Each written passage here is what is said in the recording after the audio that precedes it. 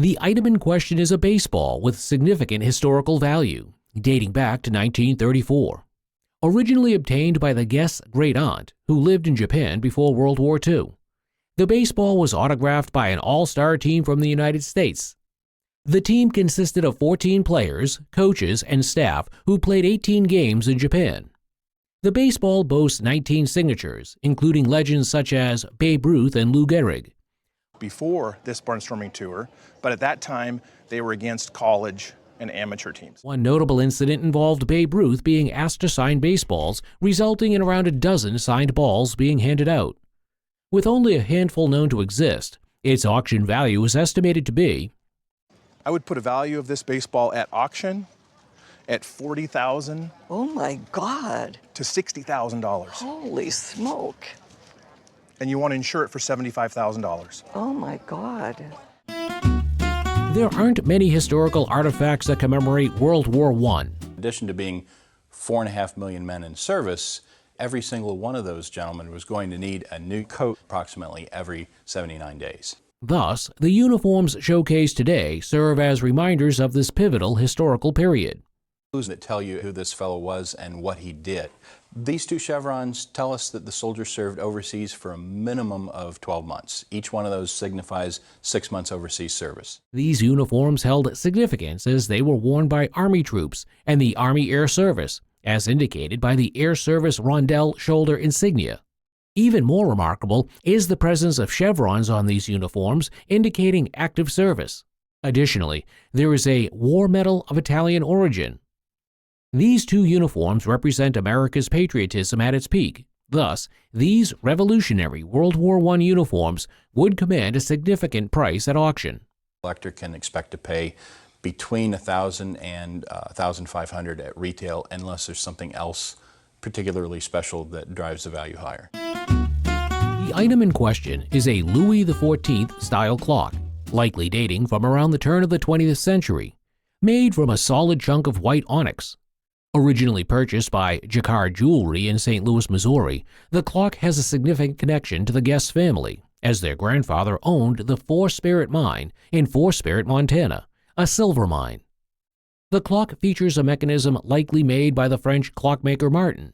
Yeah. And as we were talking earlier, there was a Richard Burton connection? Yeah, well, probably. It is adorned with fire gilds and brass elements, giving it a luxurious and heavy appearance.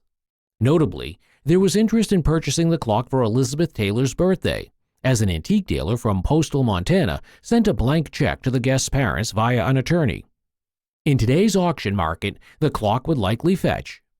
Today's auction world, it would probably fetch $15,000 to $20,000. Oh, great, great. Thank you very much. Passion for art can take you many places, even a dumpster, which is where our guest acquired these posters. In New York, and they were throwing things out, and so they were a dumpster dive. These posters originate from Puerto Rico, dating back to the mid-19th century. They were created via the silkscreen process by some renowned Puerto Rican artists who helped create the Puerto Rican poster movement in the 1950s, including Rafael Tufino, Carlos Raquel Riviera, and Lorenzo Omar Gelabert. The posters advertise various things, which gives a view into Puerto Rican life in the 1950s. At an auction, their collective value is estimated at the total estimate is $4,500 to $6,600 just for these six. Okay, all right, great. That's good news. Item in question is a piece of political folk art from the middle of the 19th century featuring the slogan, "God and Our Native Land," reflecting the emphasis on native-born candidates. It's related to the Know Nothing political movement. Yes. The Know Nothings were a political group in the middle of the 19th century. Associated with the Know Nothings anti-immigrant group, indicated by a note inscribed in pencil reading, "This belongs to the Know Nothings, June 1854. The Know Nothings were a political group in the middle of the 19th century. It was xenophobia. They wanted to keep immigrants out of this country. Cities were flooding with... The Know Nothings were a political movement driven by xenophobia. This artifact provides a glimpse into a less savory aspect of American political history.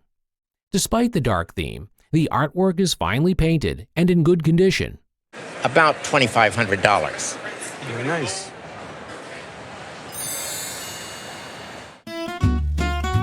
The item presented is a mobile by Alexander Calder, gifted to the guest's aunt in 1958. The backstory is unique. During a cocktail party, the aunt impressed Calder with a needlepoint pillow of his work, prompting him to gift her the mobile. The mobile, likely from the early 1940s, showcases Calder's pioneering artistry. Made with thin wire and a colorful aluminum or anodized materials, it's delicately balanced with primary colors, showcasing Calder's signature style. Over the years, the mobile underwent a slight restoration in 1986 to touch up its colors. The backstory, documentation, and Calder's significance enhance its value. Recent valuations for this amazing piece at auction are placed in at all inconceivable that this very small, wonderful piece of art could probably break $1 million. Oh my God. Walnut Pife safe, a rare gem, diverges from the traditional pine construction. Crafted with meticulous attention to detail, it showcases a rare elegance not often seen in such utilitarian pieces.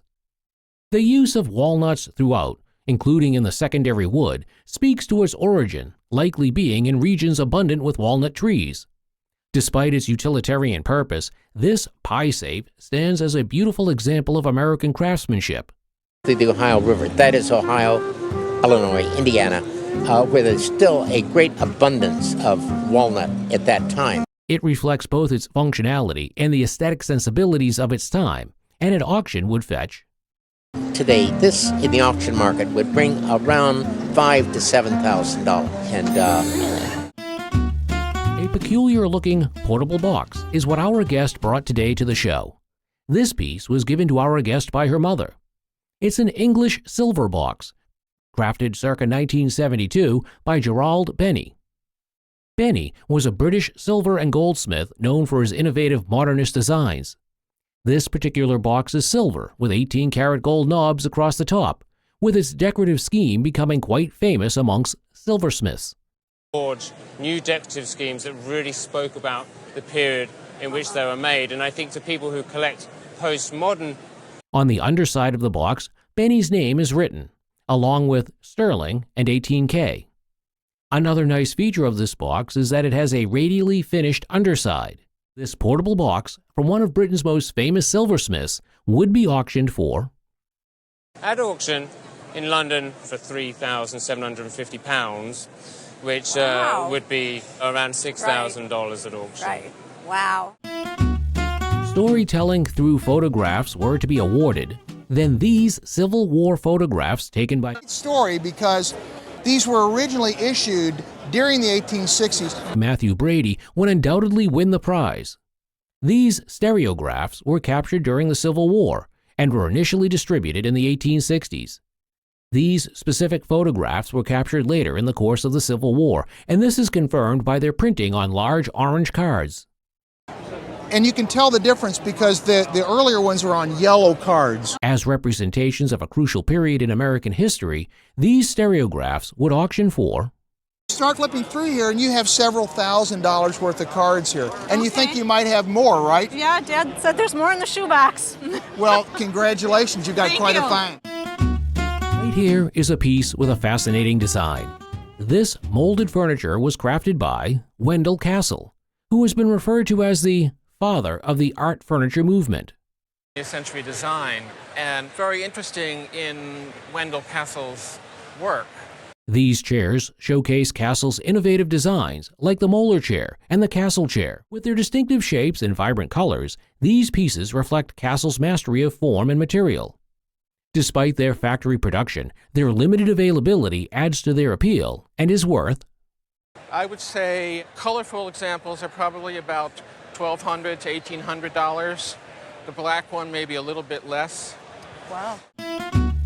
This exquisite Karl Luber tile, crafted by the renowned firm of Johann von Schwarz, was acquired by our guest for $1.99 to adorn her bar.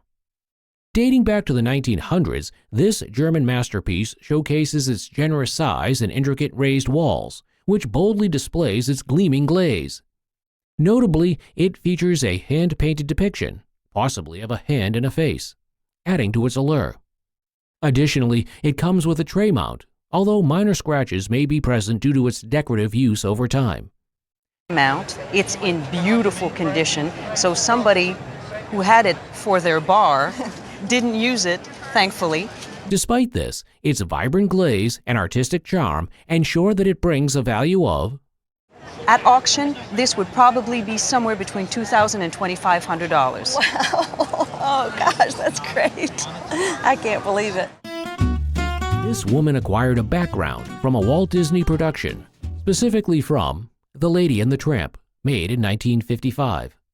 It's a unique piece, hand-painted and adorned with several animated cells frolicking across the background. These cells are meticulously glued in place, enhancing the charm of the piece. With its vibrant colors and animated scenes, this painting, at auction, would sell for...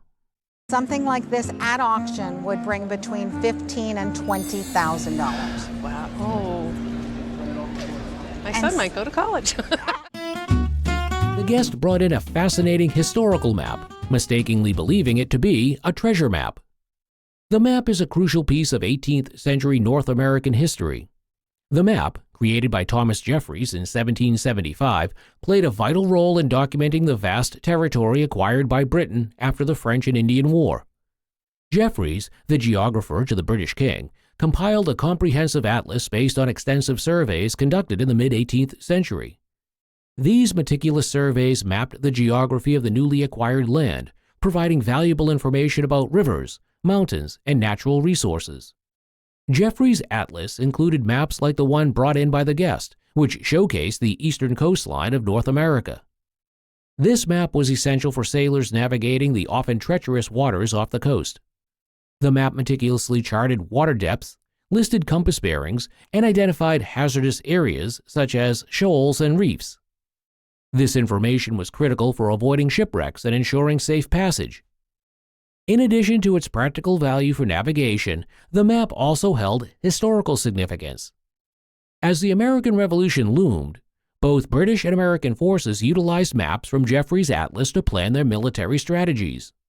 The maps provided crucial information about landforms and transportation routes, which played a significant role in the movement of troops and supplies. Despite some foxing and staining, the estimated value is... You could add that value on, so really you have a map in perfect shape that has a retail value about $2,800. Wow. Isn't that so something? it is not a treasure map, but it is a treasure from really? American history. Isn't that something? I never realized that. Yeah. The guest brought in a captivating oil painting by Buck Denton, a famous illustrator and adventurer.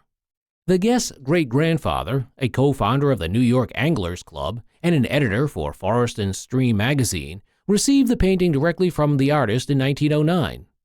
Denton was a successful illustrator who worked for prestigious publications like Field and Stream, Harper's, and Scribner's. He also illustrated book covers, most notably for Zane Grey.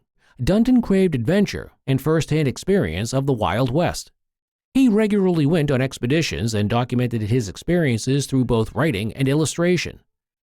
The painting itself was determined to be from the golden age of illustration and created as an illustration for an unknown publication. You can see the masterful use of light and color to draw the viewer's eye to the corner of the composition and engage them in the narrative. The meticulous planning and symbolism employed by the artist were evident throughout the piece. In its present condition, at an auction, the estimated price of the painting is... At auction, a reasonable estimate would be $50,000 to $70,000. Oh. The guest received a delightful surprise when her childhood toy, a wind-up tin traveling set featuring Henry and Henrietta from the comics, was revealed to be a valuable collector's item. The toy was made in Japan during the 1930s. It was constructed from celluloid, a delicate plastic material popular during that era but no longer in use today. Celluloid was known for its flammability and became a safety hazard as better plastics were developed. However, it also had the advantage of being able to retain fine details, which is evident in the intricate painted features of Henry and Henrietta on the toy. The item is incredibly rare due to the fragile nature of celluloid, and the fact that the toy came with its original box marked with the initials CK of the manufacturer. While the identity of the manufacturer remains uncertain, the presence of the original box significantly increases the collectible value of the toy. The guest revealed that she received the toy as a token of appreciation from a friend whom she used to drive around. The estimated value of the toy at auction is... Well, this sells at auction for a minimum of $3,000. Oh my gosh, you're kidding. This little thing? This little thing. Oh my gosh. However, a much more recent appraisal saw the value of this item to be $600 to $800. During a garage demolition project, the guest and their brother stumbled upon a hidden treasure. It is a plaster model of Parthenia, a water nymph created by sculptor Isaac Broom. While the guest initially dismissed it as an ordinary portrait, it was revealed to be of great significance and artistic value. Isaac Broom was a renowned sculptor who immigrated from Canada and established himself in the Trenton, New Jersey area. He gained recognition for his work with the Ott and Brewer Company, creating beautiful pieces in Parian ware, including the celebrated baseball vase. Broom also became a prominent figure in tile modeling during the late 19th century. His works often featured classical figures, and Parthenia was one of his less common depictions of a mythological water nymph. Unlike most tiles of that era, which sported gold, amber, or green glazes, Parthenia was cast in an uncommon gray-blue color, a hallmark of Broom's work. The plaster model was likely intended to be a mold for creating multiple tiles meant to be incorporated into elaborate wall decorations such as fireplace surrounds or dados. The guest had inherited the piece with a later added brass frame, which showed some crazing but was overall in good condition considering its discovery buried underground. At an auction, this piece would easily fetch. Would probably put a price on it of about $1,000 to $1,200. Okay, oh, very good. Yeah, it's pretty good old lady picture, huh? Guest brought in a beautiful lamp that had been in her husband's family for generations. The lamp is a Duffner and Kimberly creation, dating between 1905 and 1911 based on the company's production period. Duffner and Kimberly were renowned lamp makers considered serious competitors to Louis Comfort Tiffany. The company was formed by a partnership between brass specialist Alfred Duffner and glass expert Oliver Kimberly. While the company was short-lived from 1905 to 1911, their lamps were known for their quality craftsmanship and aesthetics comparable to Tiffany lamps. The lamp possessed several key features that increased its value. The leaded glass shade was created using the Tiffany technique of copper foil and solder to join numerous pieces of stained glass. Its gilt bronze base was made of cast bronze plated with gold and featured an intricate design, possibly resembling a spider web. The overall design of the lamp embodied the neoclassical style popular during the early 20th century, characterized by symmetry and references to Greek and Roman art. The estimated value of the lamp is... I would put an auction estimate on this of $15,000 to $20,000. Wow. So it's a very pretty lamp, and it could actually benefit from a little cleaning, and that would brighten up the look quite a bit. The guest inherited a striking Art Deco bar cabinet from her father.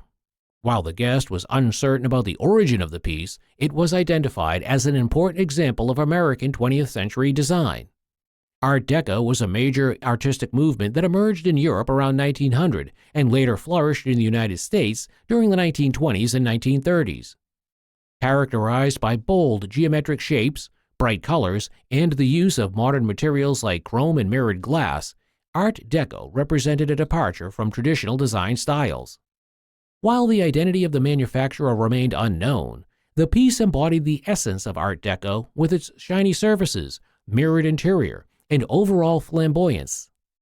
However, interest in Art Deco had waned somewhat in recent years, but the sheer quality and aesthetic appeal of this particular piece transcended concerns about provenance. The value of this incredible piece sits at auction today. Yes. This piece would probably bring $2,500 to $4,500. Okay, cool. This is a Mickey Mouse plush toy, crafted by the Steiff Company, based in Germany and renowned for production of plush toys. This item was a gift from the guest's favorite aunt back in the 1960s. Steve's early pieces are highly sought after, and a Mickey Mouse plush in good condition from this era is particularly rare.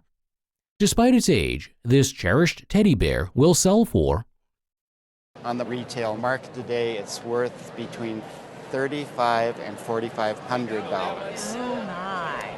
Mickey, I love you. Considered a master of watercolor painting, this Copley Square painting was done by the American realist artist John Wharf, whose work remains popular with both critics and collectors. The painting captures a vibrant scene of Boston's St. James Avenue, featuring the iconic Boston Public Library and Trinity Church. However, Wharf's ability to capture the play of light and shadow adds a sense of realism and depth to the painting, which is valued at It is a watercolor. In an auction, we would suggest an estimate of $6,000 to $8,000. Really? On today's show, we unveil two ancient treasures, both family heirlooms passed down to our guest. Dating back to the 1850s, these items are exquisite French porcelain creations by Jacob Petit, a renowned French porcelain manufacturer. In the middle of last century, there were several porcelain makers active mostly in Paris and the Paris area in the 1840s and 50s and 60s. One of the treasures is a French clock, adorned with delicately painted rosy cheeks on one side. These are typical of the work of Jacob Petit. They're not marked, but if we look at some of the features on the clock. And featuring artistic iconography depicting a fighter holding a sculptor's mallet. The other is a jardiniere, crafted with the same fascinating porcelain material. Despite their remarkable condition, these pieces hold sentimental value rather than monetary value, yet they are sure to bring, perhaps because you didn't touch it as a child, Right. would have a value of no more than about $800 to perhaps $1,200. And the jardiniere, I suspect a little less, under $1,000, but more than $700. This Georgian Suite, dating back to around 1830, is a remarkable example of early 19th century jewelry. The set includes a brooch and a pair of ear pendants, all crafted from 14-karat gold.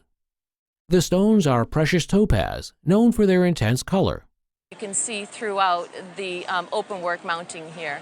And the canotile work is the tiny little wires that are twisted sort of like honeycomb high. Additionally, the design of the set is elegant and timeless, featuring a combination of canotile work and gold leaf motifs.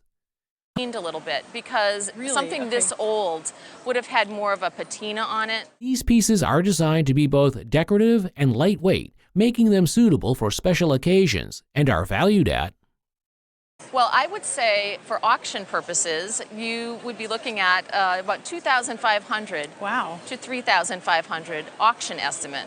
Wow. Yes. A nice investment, isn't it? I would say so. Wow. Showcased on the show is the Tennessee Wall Pocket, a unique piece crafted at the turn of the century, which holds a story as fascinating as its intricate design. But as you see, we've got Presidents McKinley and Hobart here. Right. McKinley, his pictures is here, and then this is Vice President Hobart. The wall pocket has 4 heart-shaped pockets made of pine cones stitched onto shoebox cardboard, one at a time. Makes my heart sing. I've looked at wall pockets all my life and all kinds of pine cone art, but I've never seen a wall pocket like this. This piece was likely used to store sewing supplies or other small items. It has a distinctive outline with its intricate details, including scrolls reminiscent of a highboy's bonnet. Overall, this rare wall pocket adorned with intricate pine cone design and charming thread advertisements is valued at least $5,000. And I will gladly do that. That's amazing. I think about these pioneer women. This vintage set of Superman trading cards, released in 1940 by Gum Incorporated, captures the essence of the era with its vibrant illustrations and heroic themes. Look for them individually because they're so rare. These cards were released in 1940, so especially with paper drives during World War II, the odds of them surviving are really, really tough. One of the most coveted cards is the first in the set, showcasing Superman in all his iconic glory. There's no way, even if this card, when it was printed in 1940, it wouldn't be a 10 out of 10 because of the margin right here. So you can see how this margin is definitely and very obviously a lot thinner than. The historical significance of these cards cannot be overstated, as they not only reflect the popularity of the character, but also provide a glimpse into the cultural landscape of the time, and at auction would fetch. For the entire collection in today's world at auction, including the #1 card, you'd be looking at $2,500 to $3,500. No, it's Superman! Every part of this set of jewelry tells a story of opulence and sophistication. Originating from this guest's great-aunt, the items on display are breathtaking. These pieces of jewelry are Art Deco jewelries. One of them is an engraved rock crystal adorned with seed pearls and diamonds. Additionally, there is a neoclassical scene engraved on the piece. In superb condition and of high quality, this piece is estimated to be worth. The diamond pendant necklace may be European. This is much more in the European taste. And in terms of the diamond ring, there are no hallmarks on that either. It was manufactured in the United States as well. The second item featured is an Art Deco bracelet encrusted with diamonds, estimated to be worth.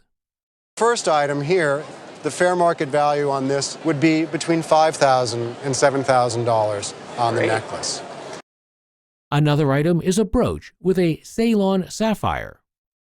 Because this item is adorned with precious stones, it would fetch a significant value of.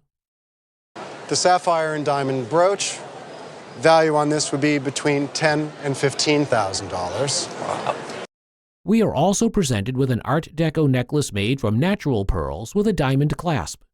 When valued in the auction market, this piece would accrue a value of. The pearl necklace would be between $20,000 and $25,000.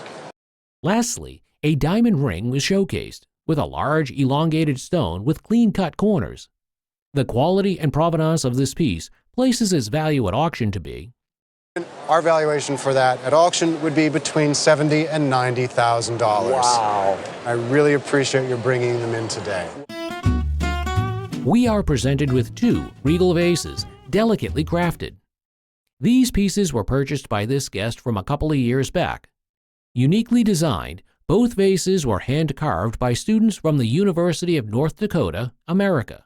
Which is also kind of an unusual thing. We can show the mark on this one. The vase's design depicts deer and some greenery.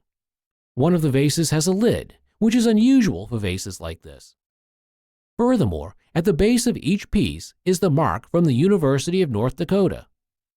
Although these pieces were crafted by students, they are remarkably in great condition, and at auction, each are estimated to be worth. Mill molded pieces. They would both have auction values of somewhere between $2,000 and $3,000 each. The guest won by getting Paul Newman to call in for a radio contest, leveraging their connection from catering his charity events. A 1970 Corvette Stingray signed by Paul Newman is a coveted collector's item, blending classic American muscle with Hollywood star power. And he did for me, and I have pictures of him doing the autographing of the dashboard. It's just incredible because Paul Newman, one of America's greatest actors, is well known for being reclusive and private. Paul Newman, famed for acting and successful auto racing. So I asked him, and he remembered me from the years before, having helped him out with things at other parties that we've done. The car's design echoed the sleek lines of the Mako Shark II concept, resembling a shark. The 1970 Corvette Stingray from the 3rd generation is known for its Coke bottle design, flared fenders, and power. Last year of what they call high performance, before emissions took over some of the power of the car. It was one of the last years that they have chrome bumpers, because in '73 they start with the rubber bumpers. The vehicle features the standard 350 basic motor. It is equipped with an automatic transmission, although manual transmissions were also available. A Paul Newman signed Corvette turns a well-maintained car into Hollywood and racing history, greatly upping its value. With a knowing smile, the appraiser valued the item. I would probably put $30,000 to $40,000 on this auction, and I would insure it for at least $65,000. That's where I got it. The allure of this acid-cut vase brings to life a symphony of delicate designs. We presented this vase by this guest who received it as a gift from a friend. Featuring a chrysanthemum design, this vase may appear to be of Chinese origin at first glance. This piece was made by the Steuben Company in America. However, it's not. It's actually American. Really? It was made in upstate New York, in Corning, New York, at Steuben. And was crafted in the late 1920s. There are 2 layers of glass in this vase, and its surface design was etched by acid cutting. Very heavy piece. It's not uncommon for this to be unsigned. I looked it up. I found it in the line drawings. It has a shape number 6078. This item is a testament to the craftsmanship and ingenuity of the early 20th century, estimated to be worth Retail shop. This would sell for between $3,000 and $3,500. Wow. The guest inherited the diamond ring from her great aunt. The value of it 11 years ago is $20,000. This emerald-cut diamond ring appeared to date back to the 1950s. 1950s jewelry exuded sophistication and glamour, mirroring post-war prosperity and optimism. It is a 4-carat diamond ring. The ring, like platinum or white gold, would highlight the diamond's brilliance with meticulous craftsmanship. The color as varying towards a pale yellowish hue while still being predominantly white. The diamond is being rated as a 1 for color and a VS2 for clarity. A symbol of timeless elegance, the appraiser valued the item. So, in the market today, you're probably at almost $40,000. Really? So, wow. You've really got a That's treasure. Great. The siblings received a package of illustrations from their father, possibly submissions to magazines like Good Housekeeping. The illustrations were by James Montgomery Flagg, who sold his first piece to St. Nicholas magazine at just 12 years old. This pencil drawing features a family with their parents, published in Good Housekeeping magazine with a date and installation number. It is signed James Montgomery Flagg and also tells us a bit about his sense of humor. The illustrations were signed James Montgomery Flagg, hinting at his humor. The siblings found 2 more early 20th century American images, perhaps for magazines like Good Housekeeping, Liberty, or Cosmopolitan. They discovered that the illustrations were icons of American illustration circa World War I. Pointing and wanting you. They're icons of American illustration circa World War I. It was in fact one of 45 or I think 46 illustrations that he did for the war. Among them was one of 45 or 46 illustrations crafted for the war, which also found use during World War II. Flagg's illustrations, known for patriotic themes, served as propaganda during both World Wars. His bold lines, strong colors, and dynamic energy made his illustrations instantly memorable. Images about America circa early 20th century. Perhaps this was something that was used again for Good Housekeeping or Liberty or Cosmopolitan. And this terrific one, oh, I shouldn't have eaten those popovers. In awe of its historical significance and artistic brilliance, the appraiser valued the item. And I would value this group at between $8,000 and $10,000. Wow. That's very nice. The guest brought a pair of porcelain vases his father purchased in Shanghai in 1937, later shipped to New York in 1941. The vases were kept in the family for years, and in 1998, the guest's mother moved to California, and the vases were packed away. The guest had the vases appraised at the Brooklyn Museum in 1998 and was told they might be over 150 years old and worth $50,000. However, the guest was unsure if this appraisal was accurate and didn't pursue further. The vases were made during the Republic period in China, 1912 to 1949, inspired by Qianlong pieces featuring the Qianlong's spurious mark. Mark, it's a spurious mark. It's not a genuine mark of that period, but somebody looking at that would say, oh, it's Qinglong. It's the Qinglong style, and it's an honorific type of marking. The vases were of high quality, with beautiful design and workmanship, and were in excellent condition. A testament to their enduring beauty and craftsmanship, this exquisite pair was appraised at. But the Republic, as I say, an auction market price for this pair would be between $12,000 and $18,000. Wow, that's in incredible. Today's market. Yeah. Well, thank you for that. the guest brought a mobile sculpture created by George Rickey in the late 1950s. The sculpture was commissioned by the guest's mother after seeing Rickey's work at an exhibit in New Orleans. Rickey, a professor at Tulane University, made the sculpture for the guest's mother for $150. The sculpture led a hard life, losing a few pieces along the way, but had always been treasured by the family. George Rickey was an interesting artist heavily influenced by Alexander Calder and worked in parallel to him. The mobile was a kinetic sculpture, meant to move with even the slightest breeze. If the sculpture was restored and connected to Rickey's workshop or diaries, its value could potentially increase. Despite being in poor condition, with some pieces missing and damage to the base, the appraiser estimated its value at auction to be, say, even in its condition as it is now, for auction, a conservative estimate would be between $10,000 and $15,000. I'm overwhelmed. I really am surprised. The guest brought a painting titled Aspen's Logan Canyon, Utah, by Bergen Sandezes, created in 1927. It was purchased by the guest's aunt from the artist himself when he visited as a guest artist at Utah State University. The painting had an inscription on the back noting its provenance and the artist's association with Utah and Kansas. Berger Sandezes was a Swedish artist who came to America and settled in Kansas. He was trained in Sweden and Paris, and his style was characterized by thick, textured paint and vibrant colors. The painting was an example of American post-impressionism and had been compared to Van Gogh's style. Lindsborg, Kansas. Oh, I see. And then this would be the inscription by your aunt? Yes. Is that correct? She made a note on there. And it says, guest professor at Utah State University. Due to Sanzen's growing popularity and the increasing interest for him in Western and regional American art, the appraiser estimated its value at, I think you could expect it to sell in the range of between $30,000 and $50,000. Oh my goodness. The guest inherited a collection of Native American items from their great-grandfather. He acquired the collection while running a government store among the Native Americans in Nebraska from 1871 to 1873. The collection included a parflecky trunk made of buffalo rawhide, painted with Chinese vermilion and charcoal, dating back to the 1830s or 1840s.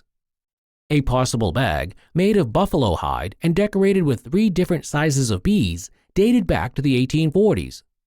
An elk antler quirt, used as a horsewhip, had iconography including military figures and a tally of hides. With its rich history and craftsmanship, the parflecky trunk was estimated to fetch a significant sum, estimated at, and conservatively, I'm going to put an estimate of $50,000 to $70,000 Oh on my it. word. I'm just blown away. I really am.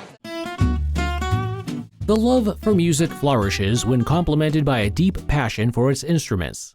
Our guest's grandfather passed down this particular instrument, imbibing it with special significance. It was my grandfather's, and when he passed away, it came to my sister and I. He started playing in the 30s when he was a young man, and he played for us as we were kids. All through our growing up years, when we get together, he would play with us. This is a Gibson Mastertone tenor banjo, also known as the bella voce, which means beautiful voice. Crafted in the 1930s, this exquisite piece showcases intricate details, boasting gold plating from top to bottom, and a tube and plate rim adorned with delicate carvings and engravings. Turning it over, one finds an immaculate design reflecting the period's aesthetic sensibilities. Moreover, a stamped patent and serial number further authenticate its origins. But the rest of it is this very clear, shiny finish that we don't associate with 1930s. All of these elements come together to verify the originality and authenticity of this piece, putting its value at A retail value or a replacement value of about $15,000. Oh my. Urbanization accompanied the advent of civilization. Our guest's grandfather embraced urban life, embodying the gentlemanly lifestyle.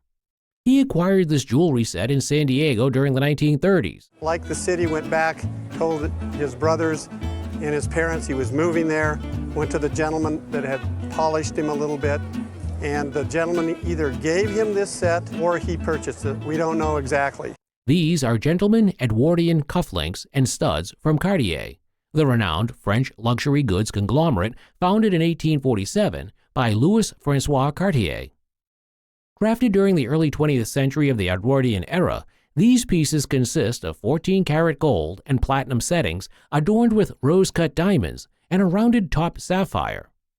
The original Cartier box, bearing the iconic Cartier marking, further authenticates its origin and puts its auction value at Would wear it. In a luxurious retail setting, this set would bring $12,000 to $15,000. Our guest's grandmother, an avid collector of Posthast paintings, gave this piece to our guest's father, who subsequently passed it down to our guest. Son and daughter, and I've seen these paintings since I was about 9 years old. My grandmother... Edward Henry Potthast, an American Impressionist painter renowned for his marine landscapes, created this oil painting on canvas. Titled The Coast of Ogunquit, the painting depicts Ogunquit, Maine, and proudly bears the artist's signature, affirming its authenticity.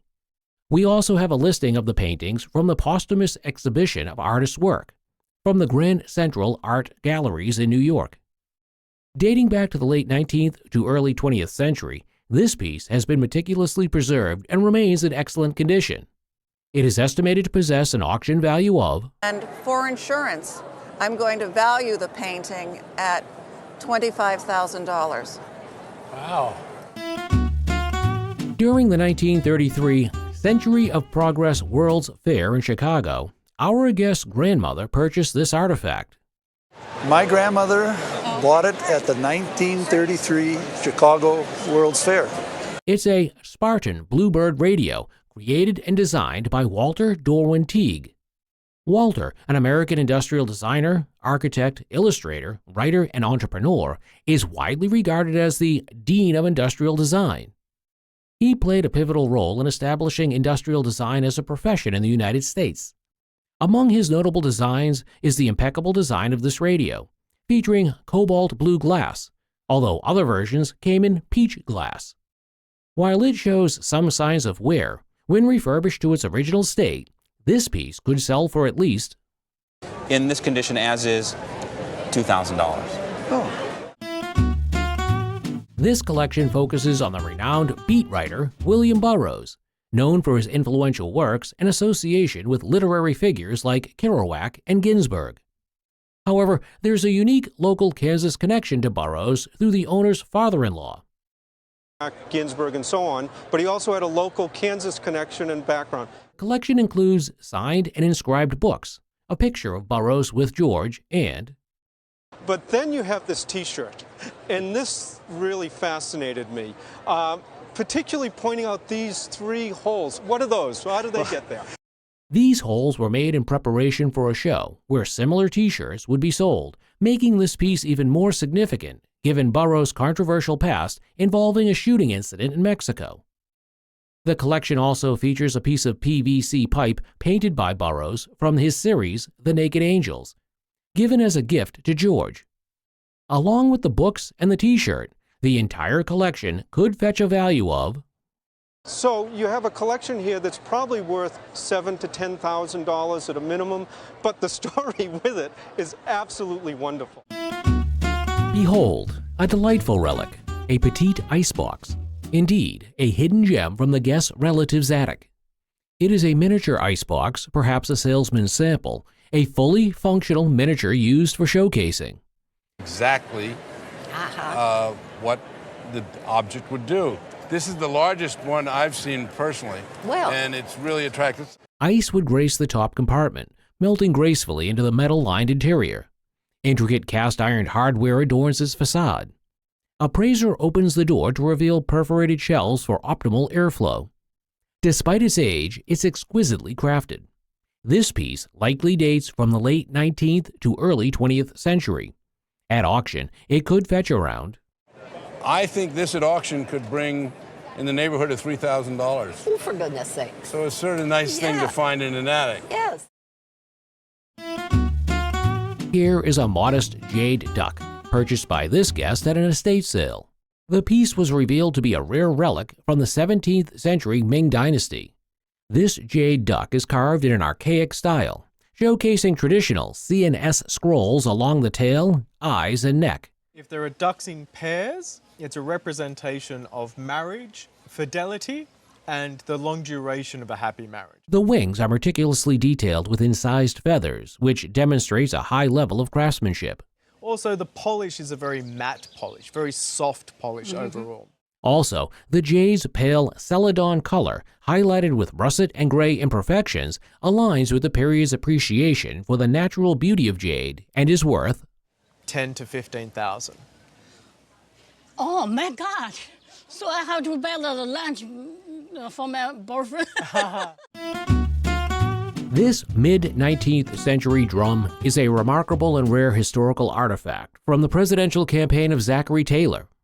The drum features 13 stars and an American eagle, a symbol of patriotism in the United States. It's really rare. It's 155 years old, and it's survived beautifully. Taylor, celebrated as a hero of the Mexican War, is a central figure represented by this drum. Unlike later drums that incorporated iron attachments for the ropes, this period piece has leather tighteners, with the ropes threaded through the holes to adjust tension. However, this drum retains its original hand-carved wooden drumsticks, which adds to its value of... I think I'd want between $10,000 and $15,000 for it. No! Yes. Wonderful thing, 155. Well, you know, it's very historically important. Would these be original ropes? They could have been replaced. Could have been replaced, yeah. Okay.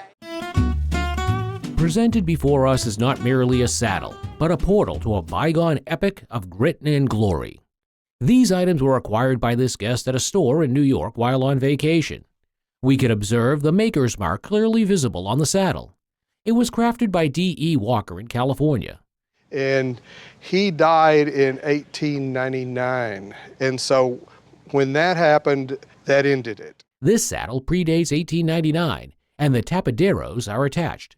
It is crafted from leather and silver. The buckle appears to have been replaced, and some wear has been incurred on this piece over time.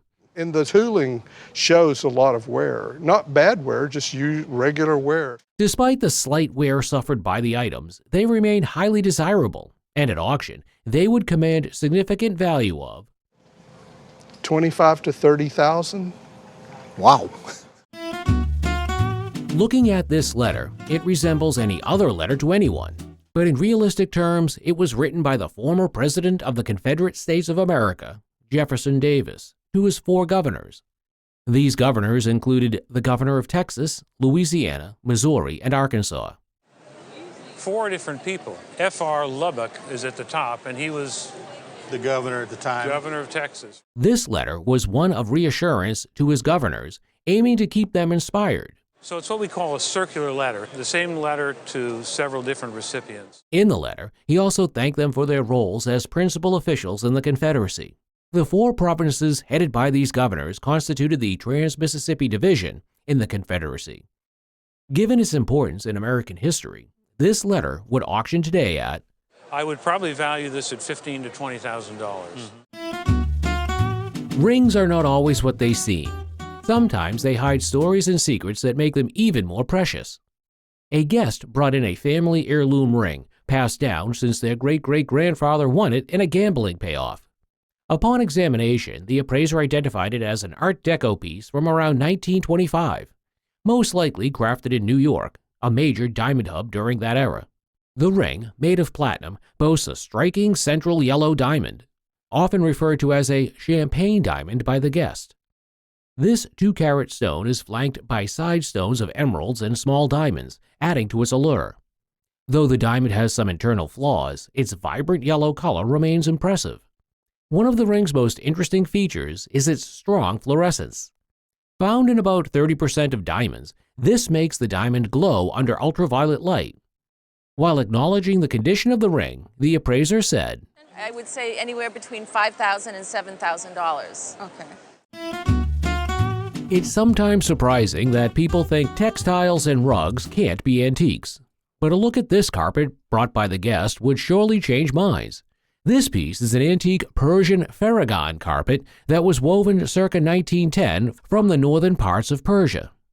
The rug has many design patterns which are set on a light background. The pattern of this example shows the gul henna plant. It's referred to as the gul henna pattern, and gul in Farsi translates to flower.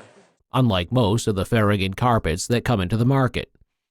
A large attribute that significantly raises the value of this rug is that it comes in a square size, which is unusual for most rugs. The rug's about 9 by 10, and most carpets come in standardized sizes of 8 by 10, 9 by 12. Early Persian textile craftsmanship is often held in high regard, and this piece is no less, and at auction would be valued at.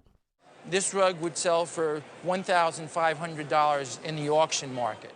That's very good. So thank you so much for bringing it in Thank you today. so much. One might wonder what a cat would think after seeing this bronze statue. It's a bronze cat statue that was acquired by this guest some years back. A charming bronze statue at first glance, it's called an Australian gold-plated bronze statue and was made circa 1900.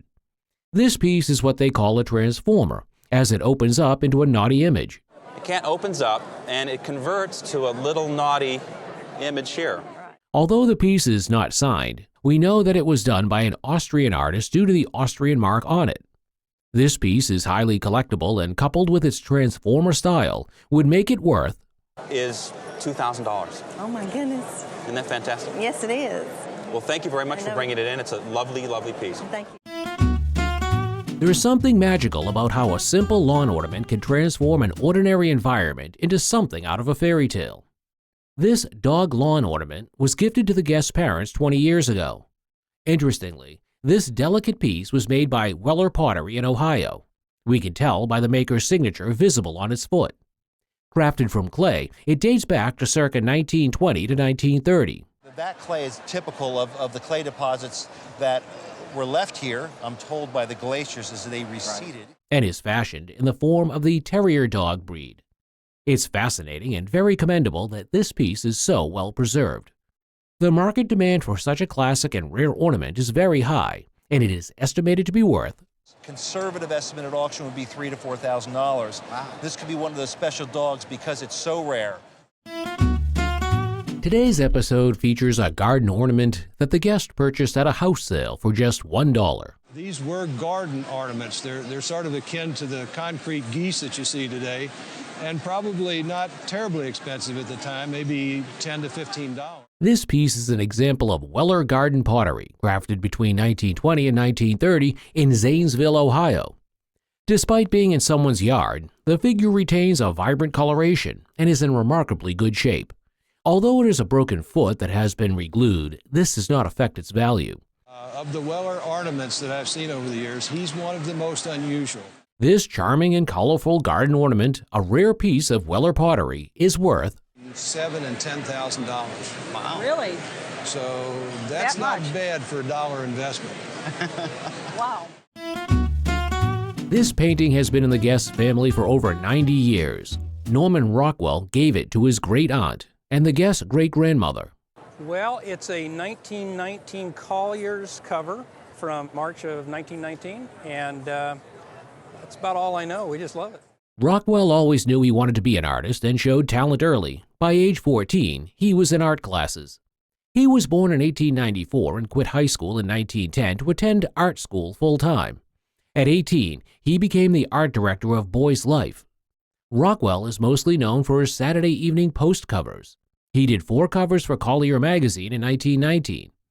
This painting has the title of The Little Model. It's an oil-on canvas featuring a young woman imitating a fancy lady in a poster. Her dog is by her side, adding charm to the scene.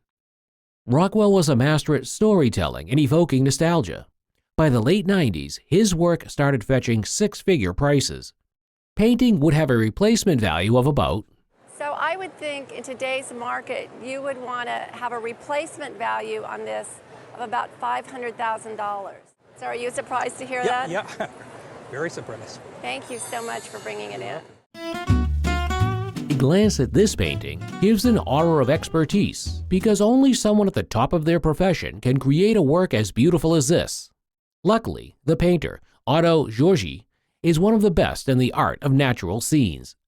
What's special about this painting is its religious theme, which is depicting Moses coming down from Mount Sinai with the tablets. The Israelites are before him, and the golden calf is here. It's a wonderful 19th century painting. This kind of painting was particularly in demand during the 19th century, and it features an extraordinary panoramic view that immediately attracts interest. In the late 19th century, both in America and Europe, there was a real revival and interest in the Holy Land. Given its religious background, this religious masterpiece would auction today at, I would estimate it at between $20,000 and $30,000. Wow. Oh my goodness. Yeah. The medical field is a vast field filled with so much knowledge, and today's piece is a patent of a concept model hospital bed. Along with the model are patent papers dating the piece to 1909. This model is a very wonderful mechanical apparatus. On inspection, the piece demonstrates lots of features. Apparatus that demonstrates a lot of features of an amazingly complex hospital bed, which include features of modern hospital beds where one can crank up the back. There is no indication markers on this piece, which tells us it was never a salesman sample. Salesman sample is always going to have some identification marks on it, the maker. This piece is an intricate model and a wonderful piece of mechanical equipment and would be worth, I would say at auction, this could easily bring $3,000 to $5,000. Wow, and I thought it was a toy. Today's piece takes us back to the 1930s. The guest presents us with a toy copy of a tractor and a hay rake from the 1930s he had acquired at a house auction. The piece was made by a company called Arcade, and they used cast iron in making the toy. Arcade was one of the great makers of cast iron toys, and this was the tail end of the cast iron toy industry in this country. A quite unique thing about this toy is that it came with its original box, which is quite unusual. There's also a logo of the Arcade company on the tractor, and the painting on the hay rake is still just as flawless as when it was made.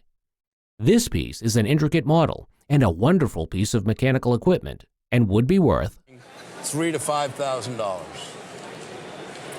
Incredible. This Persian rug looks like a real-life Aladdin rug. After all, it was made in Persia, which is modern-day Iran, and crafted around 1880. And that's when they built their home, so it could have been around 1910. At that time, rugs like these were considered Oriental rugs, and they were in high demand during the 19th and 20th centuries. For a rug that was made in 1880, the colors have maintained their originality. What's special about this rug is that instead of following the usual carpet design for rugs, it was made based on textile designs which immediately make it stand out. Given it's a symbol of Persian creativity, this rug should fetch an auction value of, I think at a good auction estimate would be $6,000 to $8,000. Oh my God. One look at this doll, and you would have no argument that it's a female doll. But originally, this doll and its others makes were advertised as a Philipp doll, which was male. The dolls were made by a German company called Kammer and Reinhardt, but its head was made by another German company called Simon and Halbig. And we can see that mark on the back of her head. Kammer and Reinhardt is indicated with a K, a Star of David, and R. Originally, this doll was made circa 1912, but was later revamped to its present female look in the 1950s.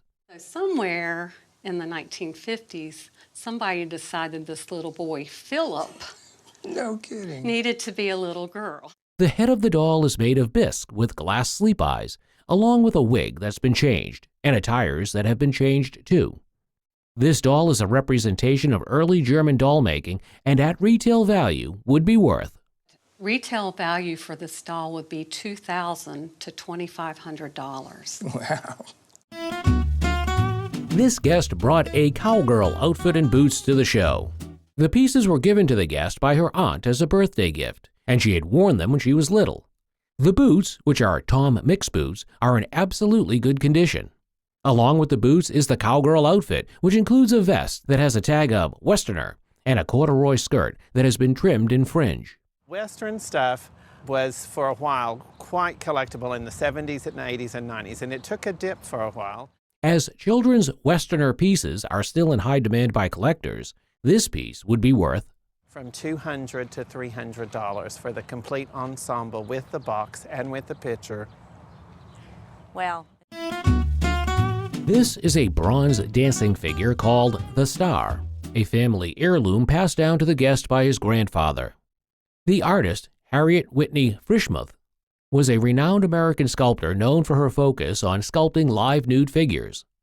Crafted in 1918, this figure beautifully captures the extension and stretch of a dancer, showcasing a wonderful patina. In excellent condition, this unique piece, made out of bronze, would sell for you at $20,000. $20,000? That's right. Holy Toledo.